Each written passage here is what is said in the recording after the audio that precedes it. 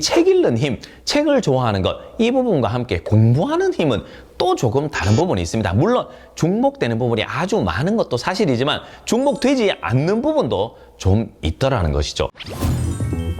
안녕하세요. 쓸모있는 교육 정보를 공유해드리는 효림파파 성기용입니다. 오늘은 아이를 키우며 땅을 치고 후회하고 있는 것에 대해서 공유해드리도록 하겠습니다. 제가 교직생활 12년 이상, 그 다음에 여러 공사교육 현장 및 강연장에서 정말 많이 듣는 그런 멘트들의 모음이라고 할 수 있겠습니다. 저도 초등학교 5학년과 7살을 키우고 있는데 이런 부분들을 항상 머릿속에 새기면서 제 아이를 잘 한번 키워보고자 저도 많이 배우면서 실천하려고 노력하는 그런 것들이라고 할 수가 있겠습니다. 아이를 키우며 땅을 치고 후회하는 그 첫 번째는 초등 기간에 아이를 너무 실컷 놀게 한 것이라고 할 수가 있겠습니다. 사실 과거에 라떼의 수능과 라떼의 입시를 생각해 보면은 초등 때 많이 논 게 때로는 어떤 아이들에게는 참 큰 힘이 되는 그런 경우도 있었습니다. 놀이의 종류가 다양했고 그 안에서 많은 자존감과 또한 성취감과 또한 과제의 집중력 이런 것들을 충분히 또 키울 수가 있었고요. 그리고 또 어떤 측면이 있냐 하면 과거의 수능과 과거의 고등학교 내신이 그렇게 어렵지 않았습니다. 하지만 현재의 수능과 현재의 중고등학교 내신 시험,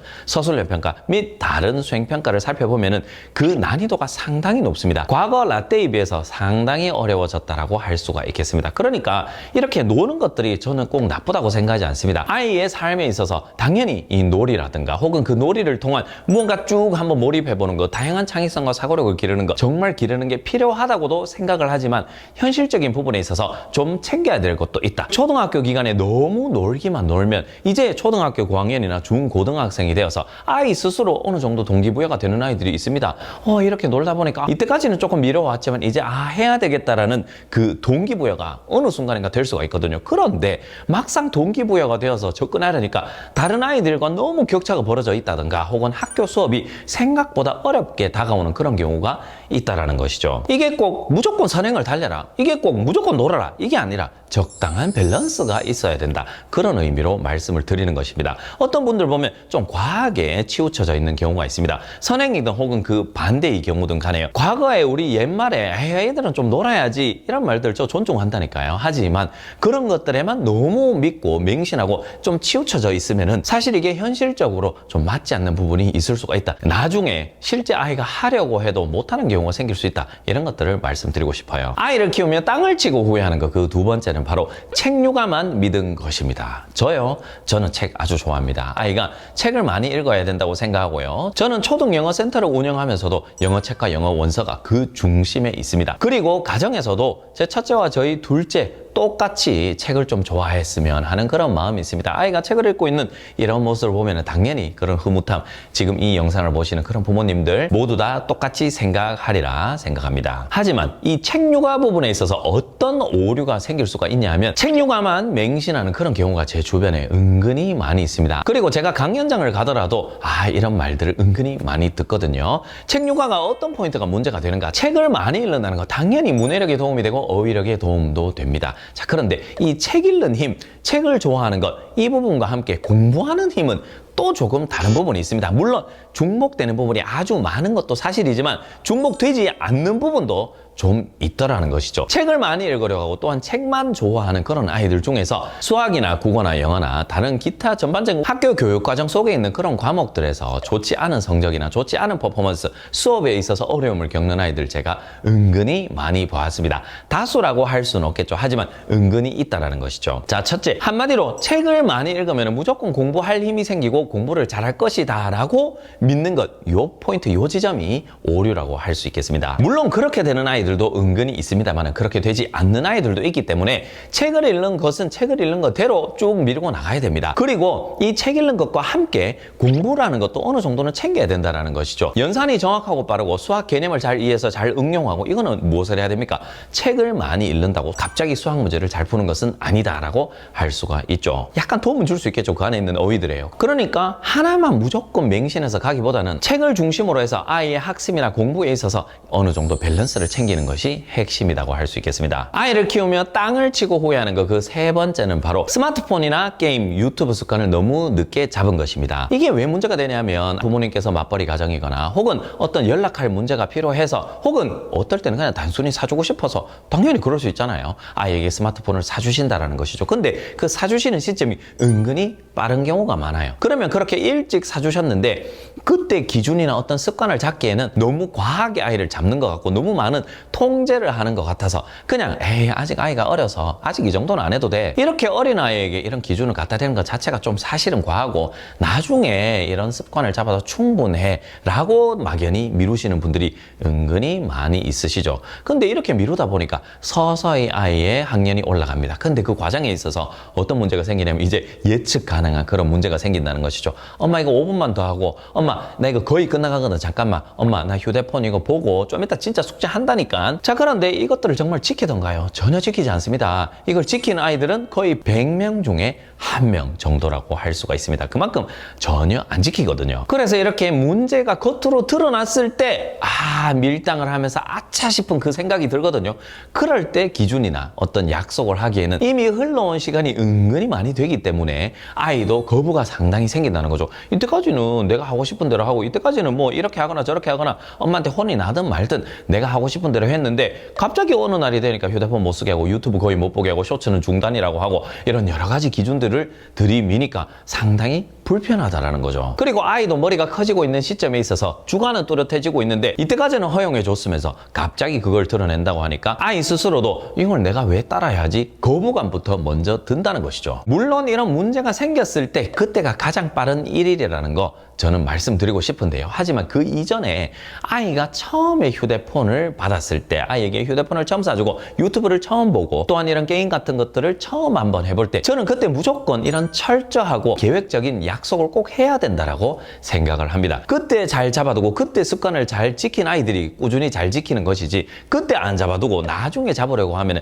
당연히 마찰이 생길 수밖에 없다라고 말씀드리고 싶고요. 그 다음에 아이가 이런 미디어나 스마트폰을 처음 접하게 되는 그 시점이 어리다고 생각하실지 모르겠으나 실제로 아이와 이렇게 규칙을 정해보시면은 아이가 생각보다 잘 실천하는 것을 가정에서 목격할 수가 있다는 것이죠. 그러니까 결국은 처음에 접할 때 잡는 것이 그게 백지 상태에서 뭔가 규칙을 만들어 가기 때문에 가장 편하고 가장 빠른 일일이라고 할 수 있고요. 또한 이렇게 트러블이 생겼을 때도 이제 내 아이는 중학생이니까 혹은 이제 내 아이는 초등학교 고학년이니까 이제 그냥 나는 뭐 손쓸 방법이 없어 이렇게 하시는 것보다는 그때라도 가장 빠른 날이거든요. 그게 2년 3년 더 흘러서 더 큰 문제 정말 대화가 안 통하는 그런 시점이 왔을 때 무언가 그게 문제가 되어서 바로 잡으려고 하면 그때는 불가능하다라는 것이죠. 그래서 제가 권해드리는 것은 시작 전부터 그 습관을 제대로 잡는 것이 중요하다라고 말씀드리고 싶습니다. 아이를 키우며 땅을 치고 후회하는 거 그 네 번째가 무엇이냐 하면은 아이를 학원만 보내면 다 된다고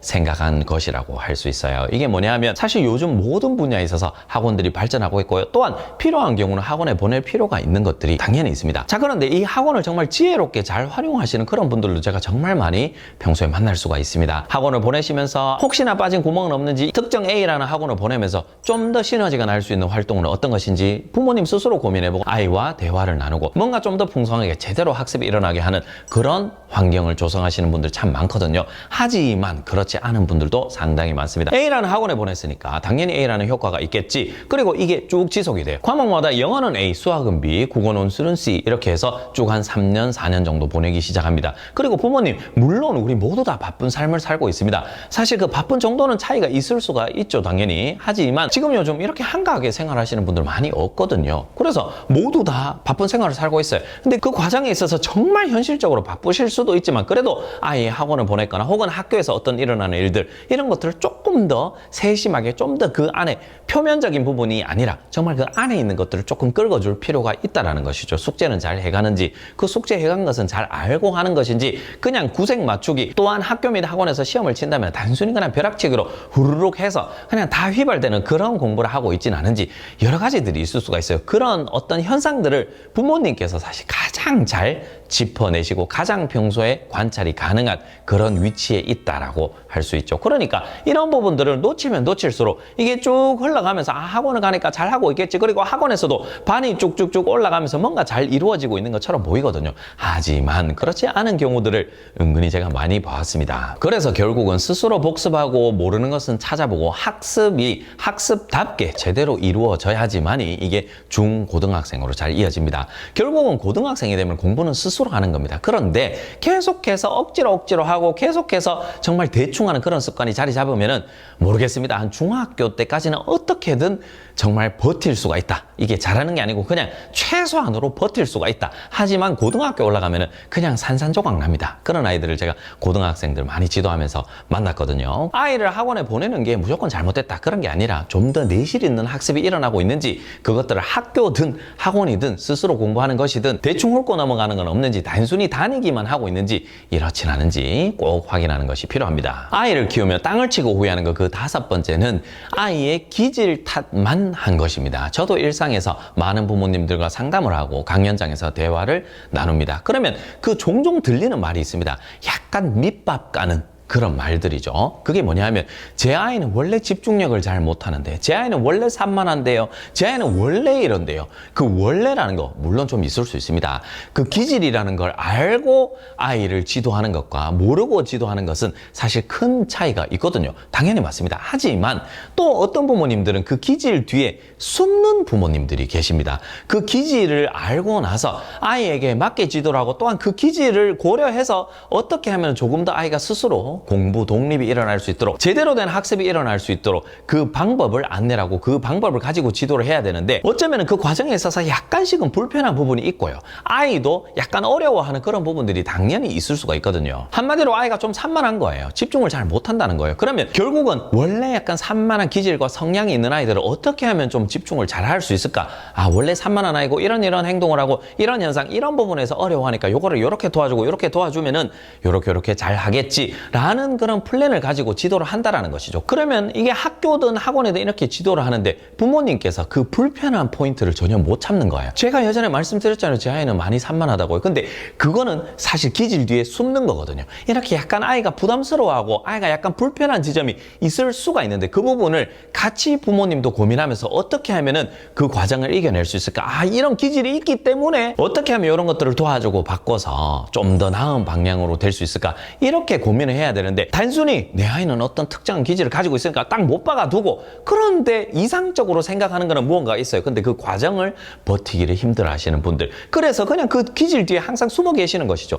이런 분들 제가 정말 많이 봤습니다. 제가 과거에 중고등학교 담임할 때요. 제가 매년 담임을 했었거든요. 근데 항상 이 기질 뒤에 숨어 계시는 분들이 은근히 많습니다. 그러면서 저희 아이는 원래 그런데요. 그러면 그 원래 그러면은 그건 원래 그대로 놔둬야 되는데 결국은 바꾸고 싶어 하시거든요. 그럼 그 바꾸고 하려는 것을 부모님께서 좀 힘들고 또한 아이랑 자꾸 싸우게 되니까 안 하려고 하시는 그런 케이스라고 할 수 있겠죠. 아이를 키우며 땅을 치고 후회하는 그 마지막 6번째는 무엇이냐 하면 잘하는 것만 시킨 것입니다. 이게 어떤 문제를 일으킬 수 있냐 하면 아이가 잘하는 것만 하는 것은 사실은 아이도 그 특정 영역에 대해서 자존감도 높고 자신감도 있고 하고 싶어 한다라는 것이죠. 부모님과 아이와의 관계를 보자면은 아이가 잘하고 아이가 재밌어 하는 것을 무언가가 밀어주고 시켜줄 때는 트러블이 없는 거예요. 그러니까 그게 편하다는 것이죠. 부모님도 돈을 쓰면서도 학원을 보낸다면요. 혹은 그 시간을 확보하고 함께 노력을 하고 함께 연습을 하면서 그 부분에 있어서 큰 트러블이 없어요. 왜? 아이가 좋아하니까. 그리고 그 좋아하는 만큼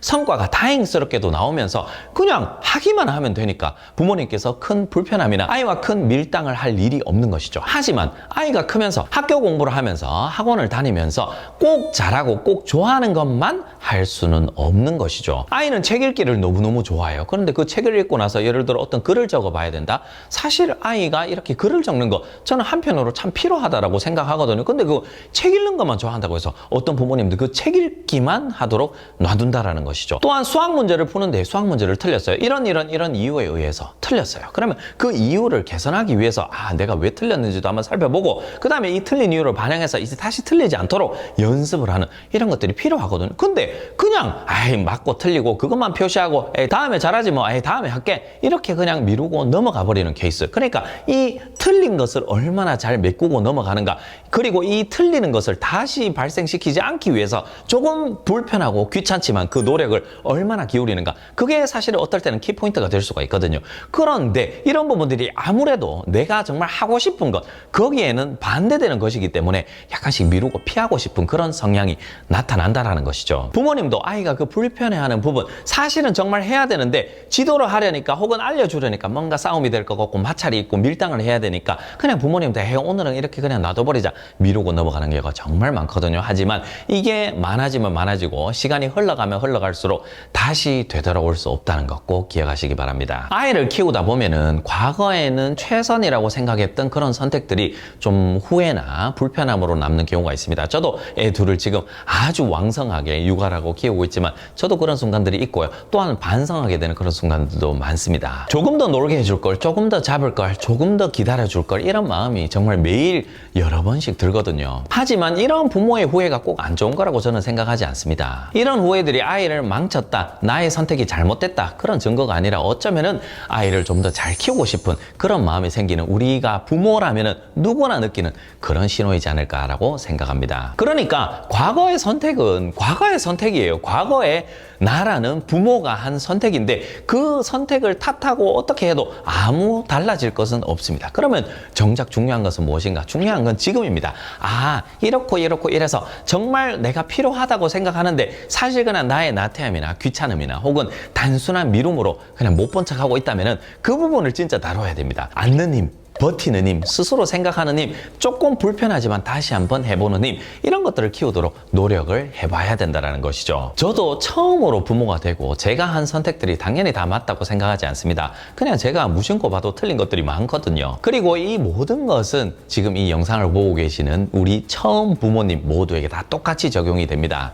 아이의 미래는 완벽했던 부모 혹은 완벽한 부모가 만드는 것이 아닙니다. 늦었다고 생각하는 그 순간에도 다시 중심을 잘 잡는 부모님이 아이의 조금 더 나은 미래를 만든다, 저는 그렇게 생각하거든요. 제가 이렇게 말씀드리는 것들, 제가 교직 생활하면서 학부모님들과 상담한 내용, 그리고 제가 메모했던 거, 이런 것들을 들춰내서 제 인스타그램과 유튜브로 이렇게 영상을 만들어 보았습니다. 공감되는 내용이 있으신가요? 그리고 고민이나 질문도 있으실 것으로 알고 있습니다. 혹시 이런 부분에 의해서 솔루션을 받고 싶으시다면 댓글이나 혹은 제가 운영하고 있는 교육 솔루션 방이 있습니다. 제가 더보기란에 어떻게 입장하는지 적어두도록 하겠습니다. 여기에 댓글로 혹은 솔루션 사연을 남겨주시면 제가 정말 자세하게 알려드리도록 하겠습니다. 오늘도 끝까지 시청해 주셔서 감사드리며 다음 영상도 유익한 영상으로 돌아오도록 하겠습니다. 감사합니다. 바이바이.